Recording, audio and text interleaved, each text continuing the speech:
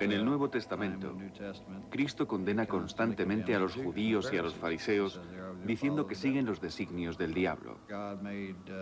Dios estableció alianzas con Abraham, Isaac y Jacob, cuyo nombre fue cambiado por el de Israel. Y de todo lo que Dios prometió a Israel, aquello en lo que se convertiría, los logros que conseguiría, nada encaja con esas personas que se autodenominan judíos, solo concuerda con la raza blanca aria. Por eso lo que intentamos decirle a nuestro pueblo es: si seguís a Cristo, si queréis que vuestra raza sobreviva en un mundo en el que predomina el conjunto de otras razas, entonces tenemos que tener una tierra. Y la tierra del clan no abarca solo esta parte de América, nosotros reclamamos todo el territorio.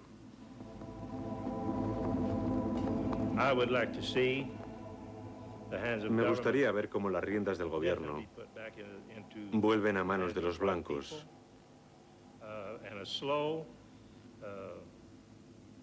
Así como una progresiva deportación de todos los que no pertenezcan a la raza blanca.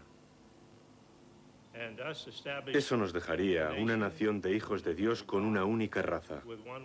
Creo que ese será el reino de Dios.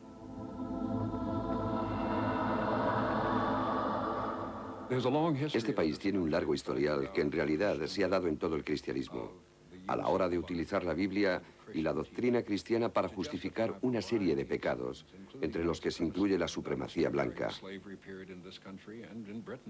Eso fue lo que ocurrió en este país durante el periodo de la esclavitud, de la misma forma que también sucedió en Gran Bretaña.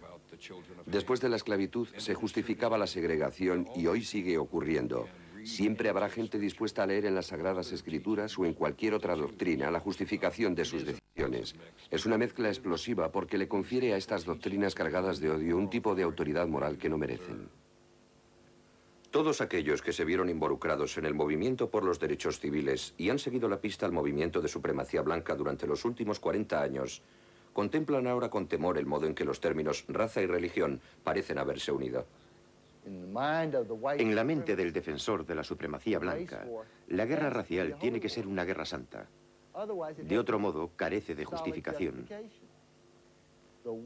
La guerra tiene que ser una consecuencia directa de la ideología religiosa. La ideología es la perfecta justificación de una guerra. De otro modo, no serían más que una panda de asesinos. Están luchando en una guerra santa que ellos mismos se han forjado en su cabeza, creando parroquias de supremacía blanca, como hace Identidad Cristiana. Aunque se tienen pocos datos sobre identidad cristiana, se sabe que el número de fieles de esta doctrina ha ido aumentando conforme se ha ido filtrando el mensaje desde los grupos militares hasta las iglesias. Los grupos religiosos de supremacía blanca seleccionan pequeñas iglesias fundamentalistas protestantes. A esas congregaciones envían a sus miembros y poco a poco empiezan a hablar, no tanto de racismo, sino de sus creencias y de su particular visión de la doctrina de supremacía blanca.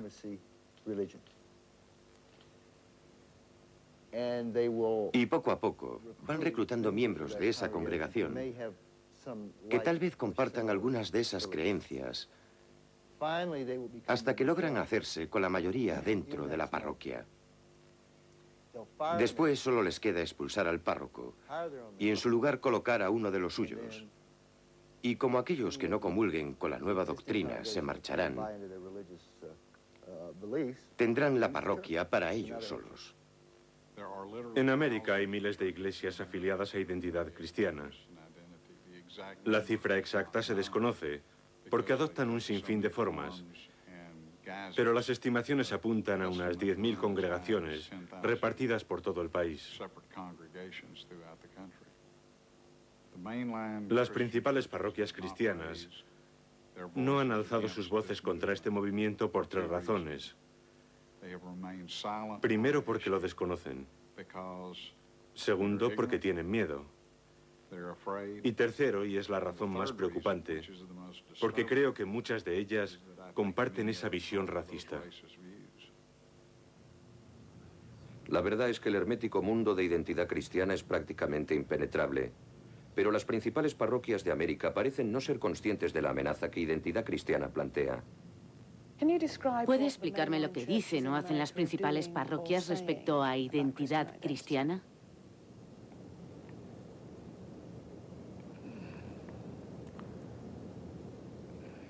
No sé si como parroquias estamos utilizando bien este término, identidad cristiana.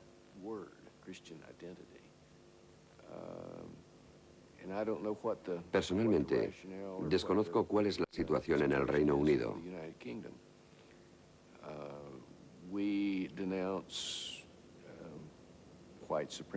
Nosotros denunciamos la supremacía blanca y denunciamos el racismo, aunque en lo que respecta a identidad cristiana, nunca hemos utilizado esas palabras. El odio racial y el fervor religioso forman un cóctel explosivo y esta santa o no tan santa alianza del movimiento de supremacía blanca e identidad cristiana ha tenido como consecuencia una creciente campaña de violencia, intimidación y terror. El mensaje de identidad cristiana ha sido infiltrado en el sistema penitenciario como una corriente teológica que puede justificar actos de violencia racial en nombre de la revolución religiosa blanca. Si hoy salgo a la calle y atraco un banco, soy un delincuente. Pero si salgo a la calle y atraco un banco como miembro de un grupo de identidad cristiana o un patriota blanco y digo que lo que intento es desestabilizar el control que los sionistas ejercen sobre nuestro gobierno y mato, robo y cometo toda una serie de crímenes, no soy un delincuente. Me consideran un patriota. El movimiento de supremacía blanca es la amenaza terrorista más peligrosa a la que se expone América.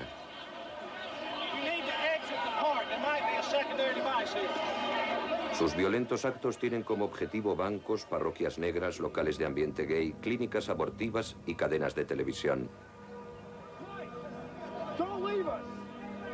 Son acciones de las que ya se ocupan las más altas esferas del FBI. La mayoría de sus actos son de naturaleza violenta. En algunos casos se trata de robos de bancos, operaciones de sabotaje de servicios públicos, intentos de asesinato o colocación de artefactos explosivos, muchas veces en edificios federales. Así que es una mezcla de varias cosas, pero en definitiva, todos estos actos son una mezcla de violencia criminal que tenemos la obligación de eliminar. En la mente del defensor de la supremacía blanca, la revolución dio comienzo en 1993 y quien abrió fuego fueron las autoridades de Waco, en Texas. Los agentes del gobierno sitiaron el rancho en el que se había acuartelado la rama de culto davidiana liderada por David Koresh. El fuego que se desató en su interior acabó con la vida de 17 niños y 64 adultos. Este acto tuvo una influencia fundamental en los defensores de la supremacía blanca.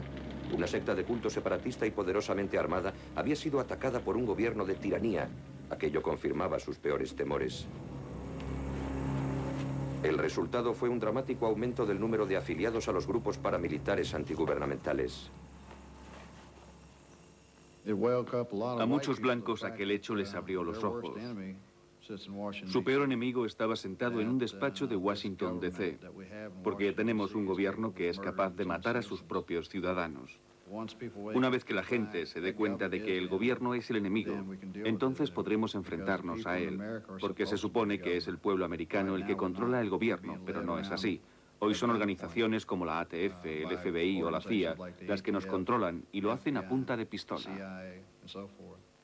¿En qué parte del edificio estaba y dónde fue la explosión? A identidad cristiana se la ha vinculado con la orden sacerdotal Phineas. Estos son los autoproclamados terroristas del movimiento que dice seguir los designios de Dios. El padre Phineas es un personaje de la Biblia que es alabado por haber dado muerte a una pareja intertribal, o lo que es lo mismo, de raza mixta. Dios prometió que la orden sacerdotal seguiría existiendo. Durante los últimos años, una serie de notas firmadas con el símbolo del padre Phineas fueron colocadas en los lugares de los atentados para que las viesen los agentes del FBI.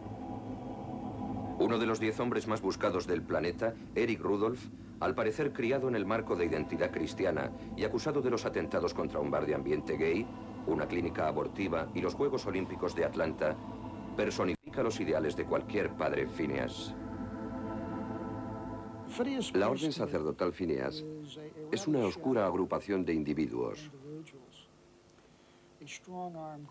Se trata de un brazo armado, un grupo de ideología cristiana absolutamente entregado a su causa, dedicado a lo mismo a lo que se ha dedicado naciones arias.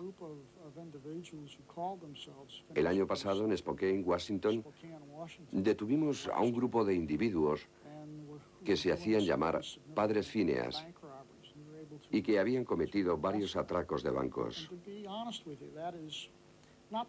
Si les soy sincero, era la primera vez que lo manifestaban abiertamente ante el FBI.